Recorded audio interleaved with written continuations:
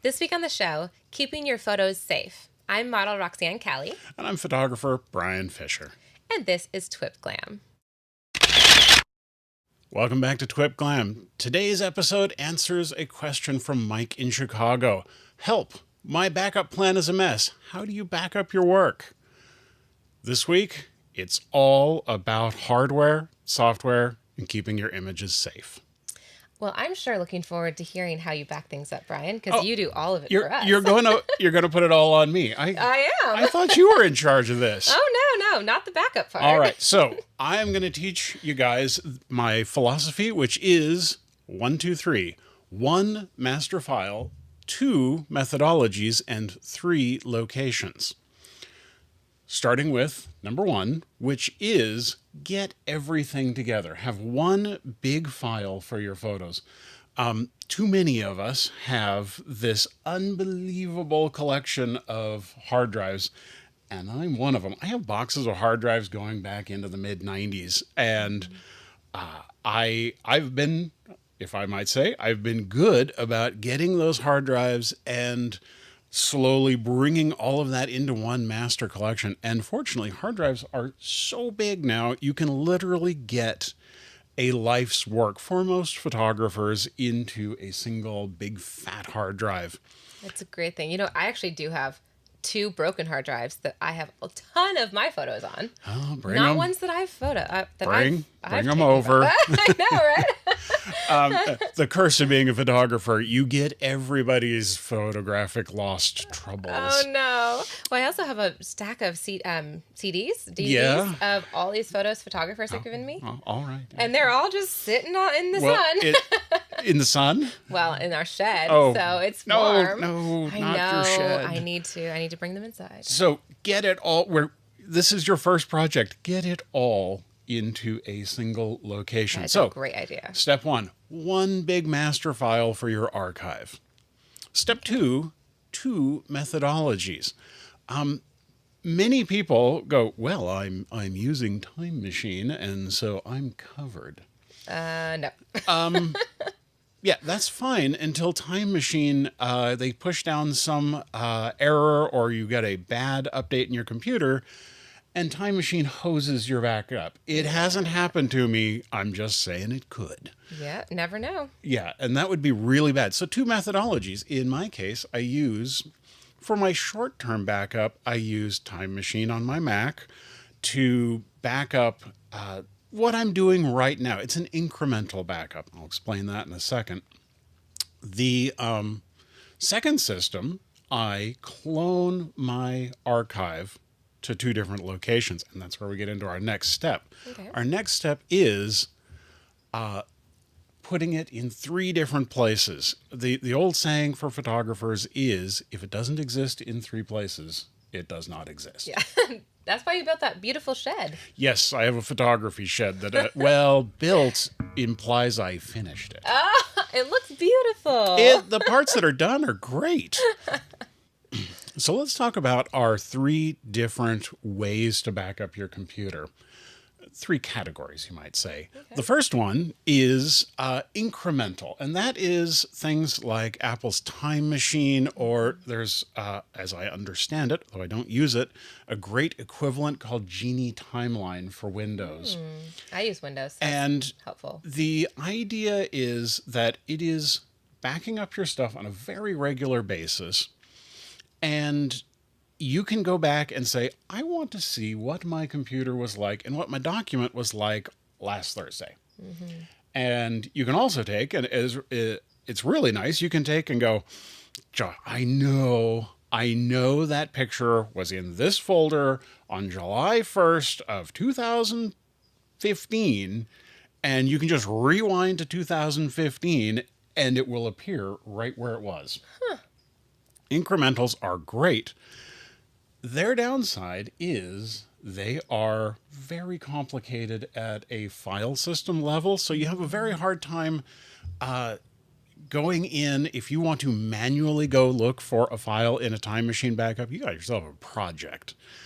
You really have to use the backup software to go in and retrieve. Okay.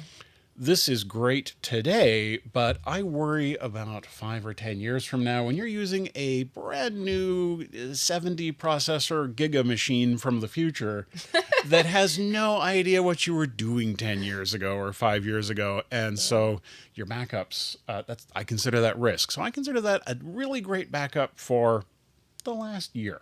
What about things, websites like SmugMug or, gosh, there's a whole bunch of them like that you pay for There are, subscriptions. and we're going to go there in just a moment. Okay. I jumped so ahead. You jumped ahead. So for my time machine-ish type backups, I like a nice high performance drive that is external to the machine. And I only use one drive. You can set them up to back up multiple places, but I consider the incremental to be something you want really fast access to. In my case, I use a 2.5-inch solid state drive. In this case, they're gigabyte. They're not cheap. You could also use a traditional hard drive. And I just Velcro it to the back of the computer to keep it handy and safe. It takes care of where did I put it? That's the answer to that question.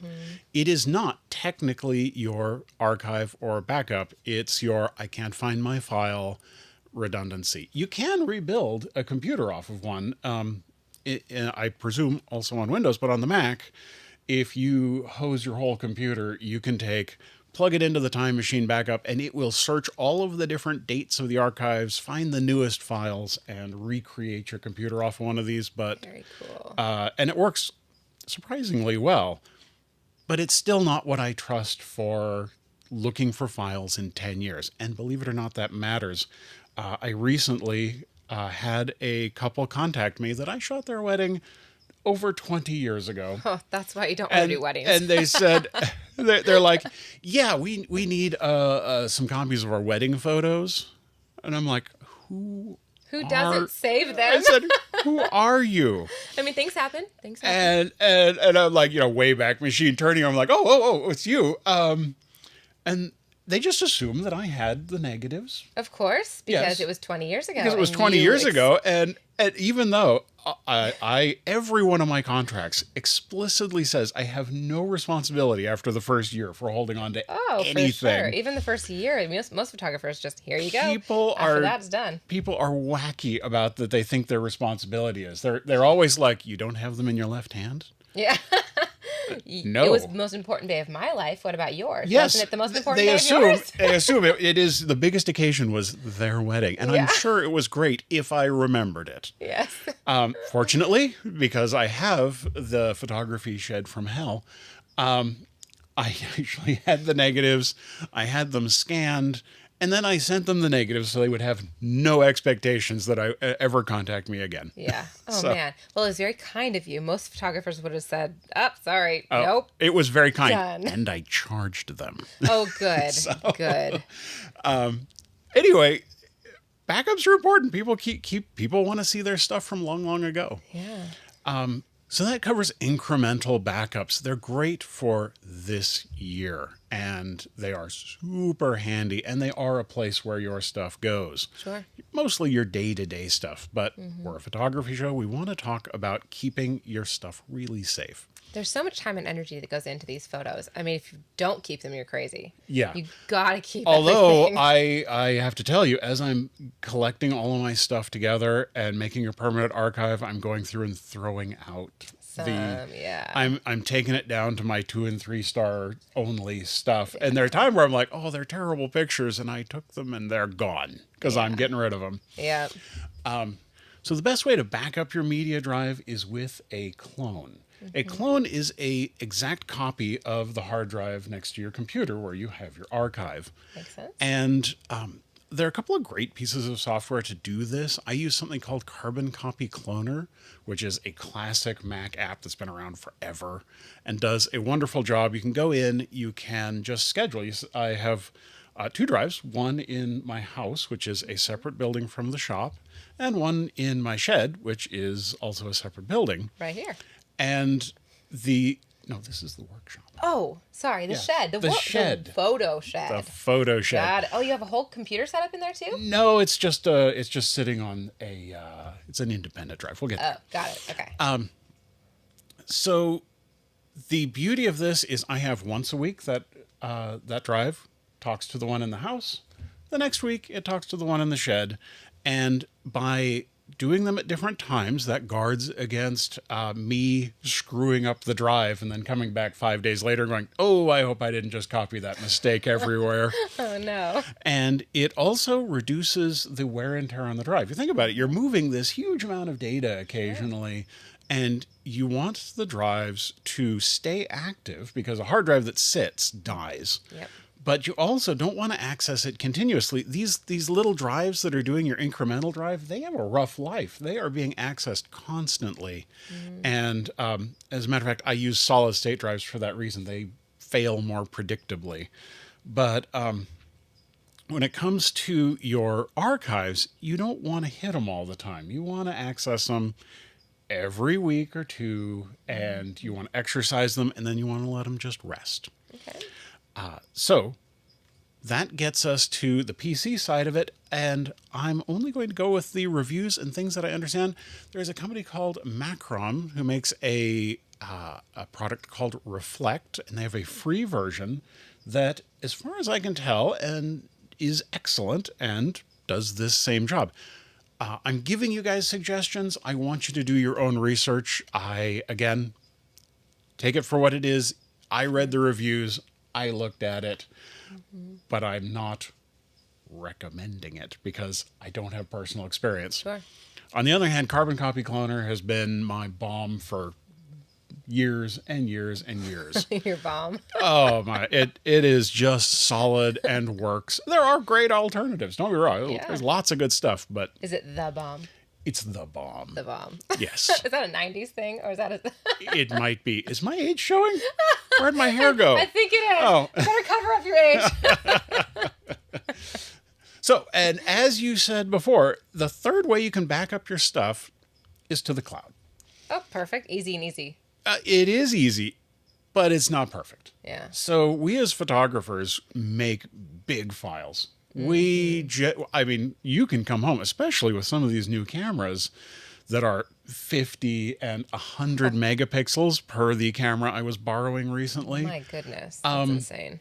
You walk home with a mountain of data, even once you've culled out the duds, which sometimes there's a lot of. Most of the time there are. No, You're really? taking thousands of photos. Oh, no.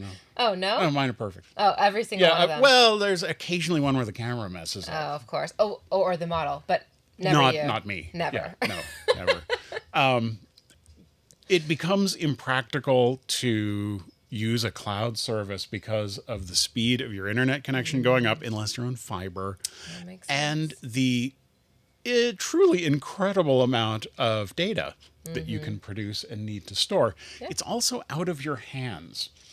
And call me a control freak. I like to have control of my situation. I think a lot of photographers are that way. Make sure it's backed up. That said, when my daughter goes off to college, I will be paying for a cloud-based solution for her. Yeah. Cloud-based solutions that come highly recommended are things like CrashPlan, Backblaze, Carbonite. There's a whole slew. They run $50 to $75. They have lots of space. Reasonable. And they are, one nice thing is they're really cross-platform. You can move from Linux to the Mac to Windows and back and forth, and you can access your stuff kind of from everywhere. That's They have awesome, great too. utility. They're just not necessarily practical for our use case. So they're the third wheel that, let me tell you, I'm very tempted for, like I said, my daughter going to college, my wife's use, where she's not necessarily going to tend to the herd of drives. It's a great solution. You just kind of have to measure whether it's going to work for you. Yep.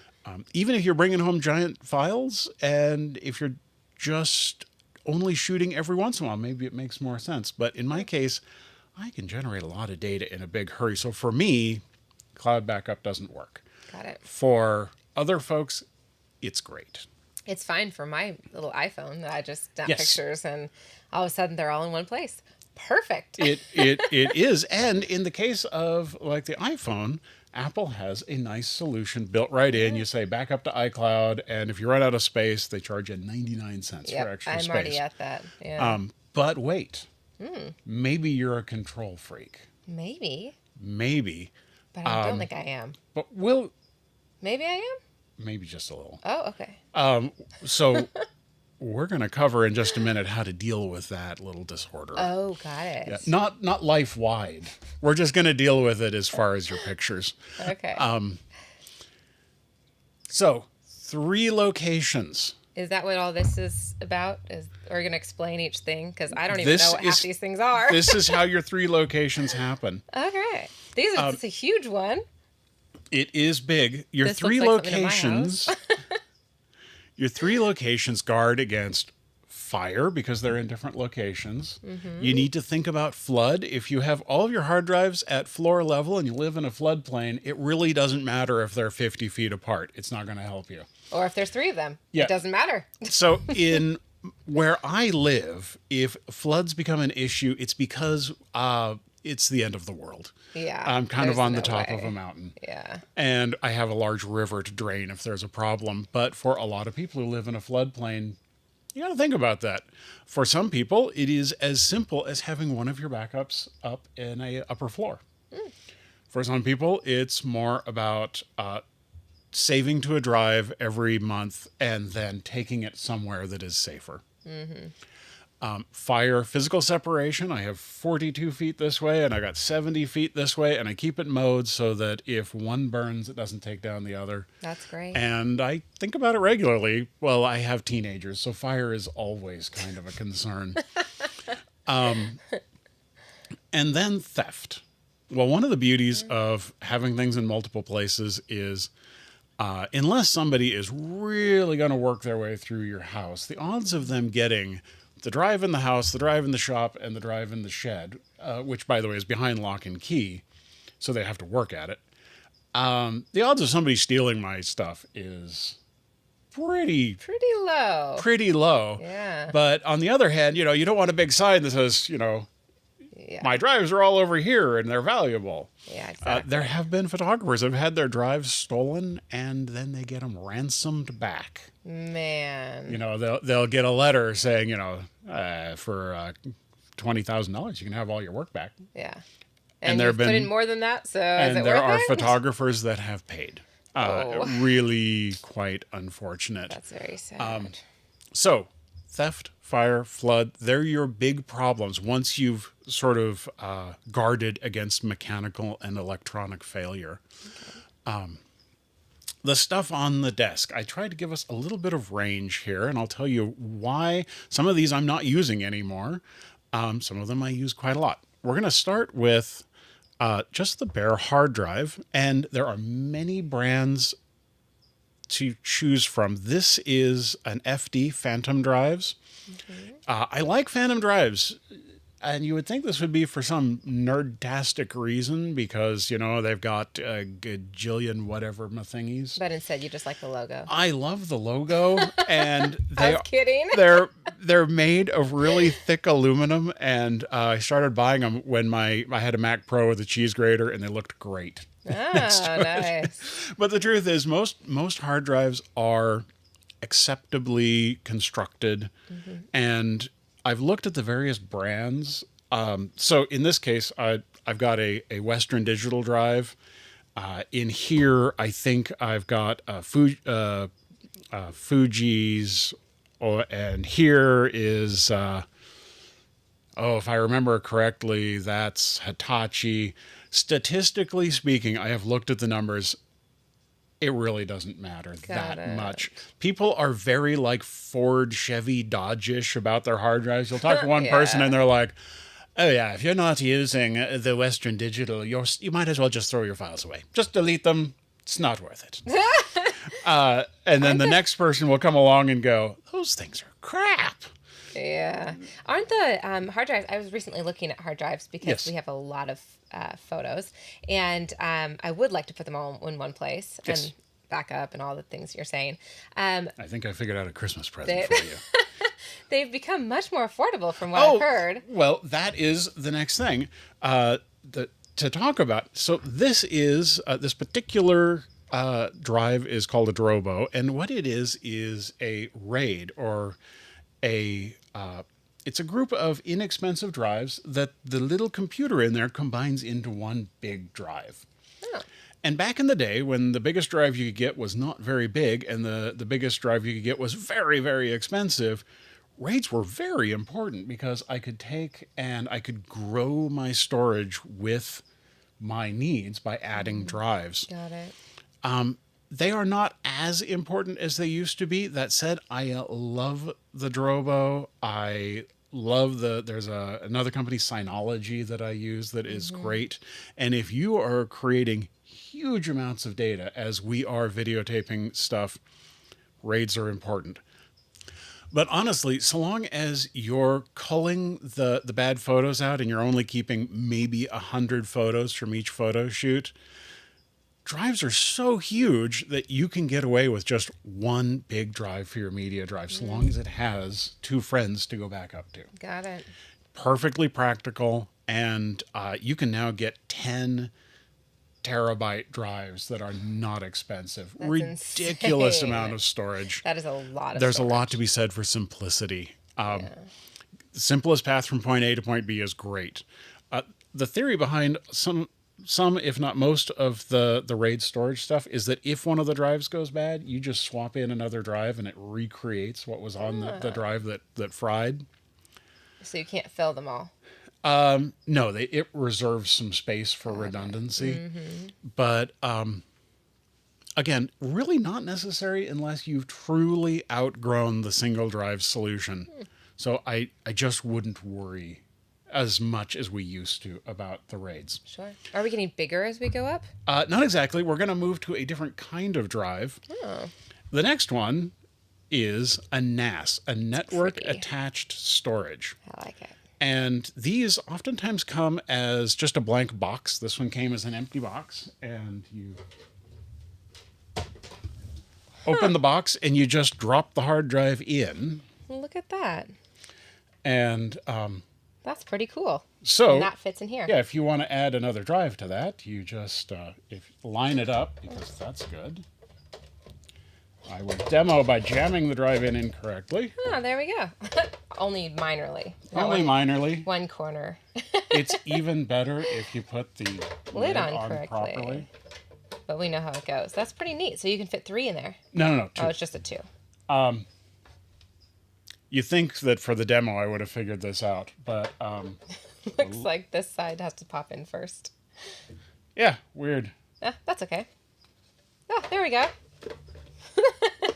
And It is we've got amazing when you put Done. things on the right way. So you put some drives in here, and you hop onto your computer, and under shared drives, this will show up as a hard drive on your network. And you have to connect it. Yeah, by the wire. you hook it up to Ethernet, and in this case, it takes 2 drives, and you can RAID those together, much like the other drive, where these can mirror one another, or they can present as one giant drive, or they can be 2 separate drives. What does this run? They vary wildly in price. Okay. According to the drives inside of them? Well, they tend to be empty. It depends on how many drives, usually. Okay. It's like, okay, got it. This is a great solution in that is this one little thing that's plugged in, and it's in the shed. It has a downside. They can be a real pain in the ass to configure and get right. Okay. And the drives in there, and oftentimes in the RAIDs, they're not standard. So you have to special order them. Well, if that enclosure dies, and probably will one day, I got to get an enclosure just like it to get it to work again. Got it. And if it's out of production, I may not be a happy camper. I'll be searching eBay for the same thing, and then I'll have an old enclosure that I don't really want, but I had to get it to get my stuff back if I don't have a backup. Yeah. So NAS drives, kind of great. Yeah. For some instances, they're great. They also don't tend to be super fast, because in order to save power, they tend to have a little tiny processor in them. Like I said, they're very proprietary.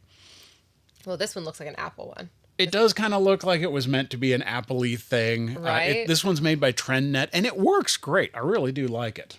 Oh, you're talking about this one? No, That this one. one's So this is an Apple device. Yeah, for sure. It looks like one of the things you plug your phone into to charge it. and although this is an Apple device, it does work with Windows. Oh. Apple's getting out of this business, but that's actually kind of an opportunity for us in the backup world. Are we in the backup world right now? This is the backup world. Oh, the real world already finished the show. Got it. This is called an Airport Extreme, and it is a router. We all have routers in our home to get the internet kind of shuffled around. Mine does not look as pretty as that. Well, yes, and it has to look pretty if it's going to be in your living room. Of course. But ours is not in the living room. Apple makes a version called a time capsule. It has a hard drive in it, and it shows up on your network, and that's nice. I wouldn't do that either.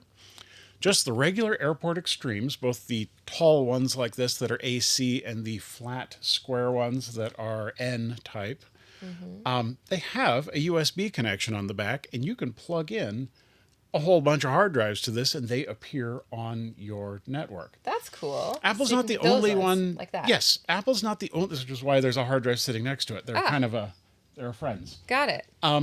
They're buddies. The beauty of having them as separate items is that the drive is natively formatted. I can pick that drive up when everything's gone wrong.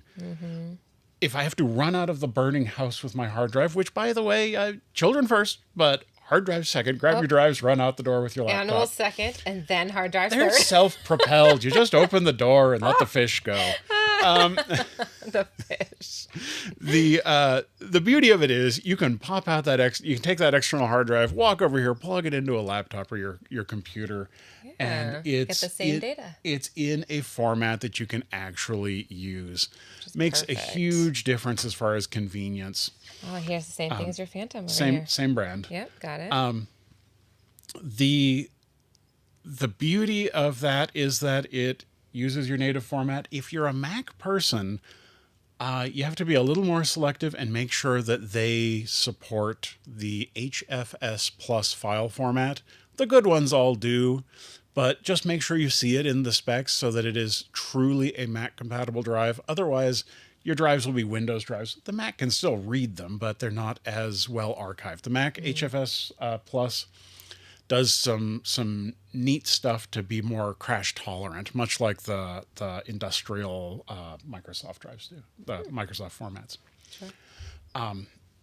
And that covers sort of the range. You have single drives, which are now big enough and cheap enough that most of the time this is great. You have RAIDs for when you've outgrown all sense and size of files. You can literally have RAIDs that have almost unlimited storage. You can just keep adding. You have network attached storage. Network attached storage allows you to, without any other hardware, put a drive somewhere, and it's handy. I'm not saying it isn't, but they're just not fast. It's a backup thing. Also, in the case of this particular one, you can satellite hard drives off of it, but they have to be a very particular format that doesn't want to talk to anything. So I have moved that out of my active group. And then your routers that will accept a hard drive. And for your 2 remote drives, I really like that. And I also use them to expand my Wi-Fi coverage. So the router that is sitting out in the shed supplies Wi-Fi for the whole back of my property. How convenient. The one that's in the living room with the drives on it, it provides Wi-Fi for the house. Got it. It's a nice all-in-one solution. And now that Apple's getting out of the Wi-Fi business, those things are cheap on eBay. And unlike your normal cheap routers, the Apple stuff is designed for schools, and it will take like 50 people on without a hiccup. No problem. Good stuff. What about this last one? That last one. Is that for me? That one's kind of for you. I want to know about it. Well, I've noticed you have a phone. I do. Hey, it says MyCloud. That is a Western Digital MyCloud, and there are a few solutions like it. I will admit, it's kind of a number 3 on the nerdly 1 to 5 scale. You really need to follow the instructions when you're setting up a MyCloud. But let me tell you what makes it different from these other solutions. It is an external hard drive that connects to your network. It's a NAS. Plugs into just like your other computers do. But unlike this NAS that is just drives on your network, the MyCloud is internet aware, and you sign up for an account with Western Digital, which is free, and you put an app on your phone, which I always have my phone near me because I'm lost without it, and you can now access all of your pictures on your phone, and all of the pictures on your phone back up to a drive at your house. All the time. All the time. Oh, that's pretty cool. You have some control over that. It also will take and allow you to access other pictures and like files around. Yes. Huh, that's really neat. It is internet connected, and it's great, and it really does work if you follow the instructions. Got it. And there are a number of people like, oh, that darn Western Digital MyCloud, and you listen to them, and they're like, they didn't do step A. Yeah. You know, they didn't make it past the put in your password part. So if no one does that. If you are the control freak and you don't want to just trust your stuff with Apple's backup or Google's backup, sure, the MyCloud gets all of your stuff home. It also lets you do things like, for instance, you're in Europe. You're taking pictures. Mm-hmm. They go home prior to customs wrecking your phone. Oh. Or someone stealing it. Or somebody's stealing it. Do you know how many times that happens overseas? Happens all the time. People get their phones stolen so often. They said, oh, I've been traveling in Asia for like 3 months. All of my photos were on my phone. And my phone just got stolen. Yeah. Like, there's not like backup in Asia where you can just go and plug your phone in and download your pictures. No, that doesn't happen. So every time you visit a cafe, your phone goes, I have Wi-Fi. And it starts backing up. I love it. Okay, so and Wi-Fi is it's the also answer. quite secure in that you can go to a place where there's a Snoopy problem of people looking on the Wi-Fi, trying to get people's stuff. And to my knowledge, it's a secure connection. Oh, that's great. So the MyClouds are definitely interesting ways of getting it. Also, you can take from your computer, log onto the MyCloud, move a bunch of pictures into an album, and now you have this portfolio album on all of your devices, and it dynamically changes from the desktop. There's a couple of solutions for that, but this does a lot of things at once, and it really does work. And I mean, bought it with my own money. I've been relatively happy with it. I ran into a couple of hiccups, and then I went online and found out that I, too, hadn't read the instructions. But I read them better than most people that were online complaining. I bet. I like it enough, I recommend it. Oh, that's great. The bottom line is do something. Keep your data safe from loss. The dangers are real. They're both electronic in that you can have something fail, and they're physical in that you have the best drive in the world, but if it's on fire, it's really not working well. And then use more than one method because there's a software danger of honestly just something going wrong, even if that is your 10-year-old going, this stuff doesn't seem important, and deleting it because it could happen. It could. All right, so now we're on to the viewer-submitted image, which is from this week, is Mark Harris from New Jersey. I want to see it. I've already seen it, I think. Maybe. I actually got you 2 of them. Oh, great. Oh, yes. I have seen these. Mark does these lovely bodyscapes. He has been watching our show and liked it, and he left us a comment. And, of course, I immediately went straight to the link and looked at his work, and I wrote back, and I'm like, You want to send us something? Because we would love to share your stuff. Yeah, absolutely. Well, this is rather attractive to young ladies. Yes, I like that it is sexy without sexual, or is it sexual without sexy? There's it evokes without tantalizing. Yes. Yeah, it's just beautiful is what it is. It's very just nice. Very pretty.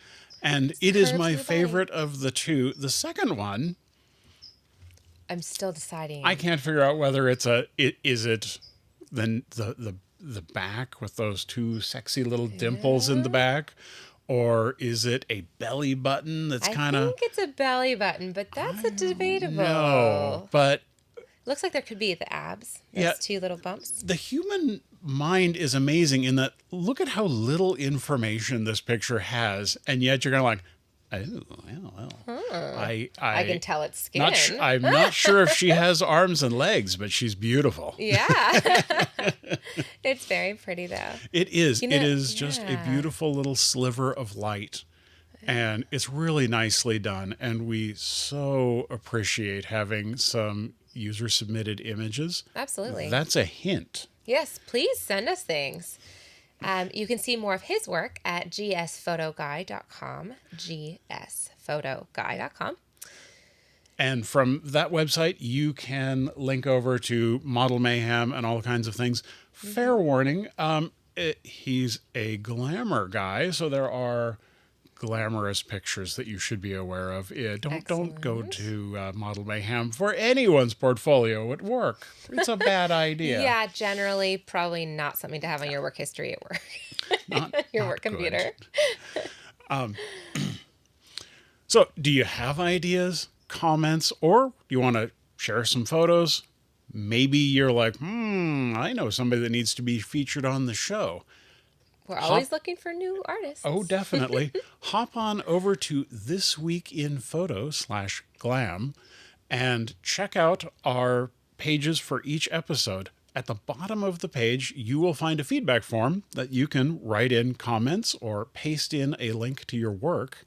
Yeah. And we will read every comment. We will visit every link that doesn't look like it's going to some scary Chinese Bulgarian scam site. And also the comments you leave. All the comments you leave on everything we read. So send them all in. If you comment on iTunes, YouTube, the website, skywriting, whatever you do, we promise both of us will read it. Absolutely. And if our crazy schedules allow, we will try to get back in touch with you. Respond, yes. It is a little overwhelming. So if we don't respond to each of you, I'm sorry. We will try. Do our best. Speaking of iTunes, YouTube. Yes, we want to invite you, and strongly so, to please head over to iTunes and give us a 5-star rating. We love comments, as we said. And then also on YouTube, if you could give us a thumbs up. And again, comments are welcome. We would love to hear your feedback. We'd like to know that you like it, but we also want to know what you like about it. And anything you have to share would be appreciated. The version that is downloaded from iTunes is very nice quality, but it's very PG. Absolutely, because iTunes creates it that way. Yeah, they have stipulations. They're just a little provincial. Yes.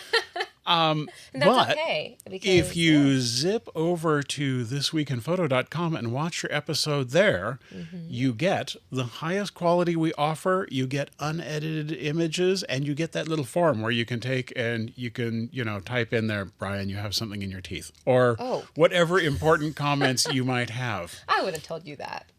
I appreciate that. A huge, huge thank you to Mark Harris for sending in those 2 lovely images. Your work could be next, and we would love to see it. Yes. And next week on the show, we have photographer, the man behind the Good Light magazine, Michael Zelbel. See you next week on TWiP GLAM.